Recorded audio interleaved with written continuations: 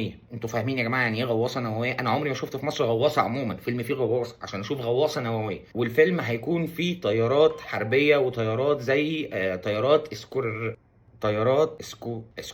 اسكورسي. يلا يا عم الحاج، يلا يا عم الحاج، احنا ناقصين لمخه في الكلام.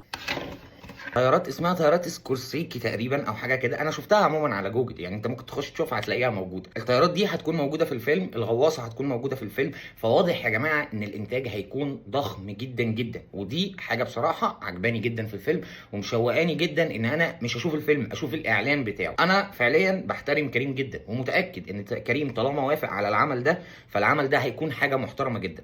بيتر ميمي قال في بوست ليه على فيسبوك ان العمل ده كان المفروض ينزل في 2018، ولكن صعوبة التصوير والحاجات البصرية اللي هم عايزين يعملوها والتكلفة العالية جدا للإنتاج صعبت من الموضوع، ولكن أخيرا قدروا إن هم ينفذوه وهنشوف حاجة بإذن الله تكون قوية جدا جدا جدا. أما بقى من ناحية التصوير أو البلدان اللي اتصور فيها الفيلم، فهم قالوا إن الفيلم راح كذا دولة كتير جدا، ومن ضمنهم اتصور في مصر وتركيا وروما وأسبانيا وأمريكا اللاتينية. فحرفيا واضح كده يا جدعان إن إحنا داخلين على عظمة هتبقى تقيلة قوي. الفيلم هينزل يوم 29 مايو، 29/5 قبل العيد الكبير بكام يوم. انا شخصيا مستني جدا اعلان الفيلم، ولما هينزل اعلان الفيلم هنيجي وهنتكلم فيه مع بعض اكيد وهنقول راينا. وانا حرفيا نفسي فعلا الاعلان ده ينزل بكره علشان انا عايز اتفرج عليه، انا عايز اشوف ايه اللي متقدم في الفيلم ده. حاجه بتحصل لاول مره في مصر عموما، فكره ان الفيلم فيه غواصه او طياره او ان الفيلم عموما هيتعرض اي ماكس، ودي حاجه محترمه جدا وانا حاببها.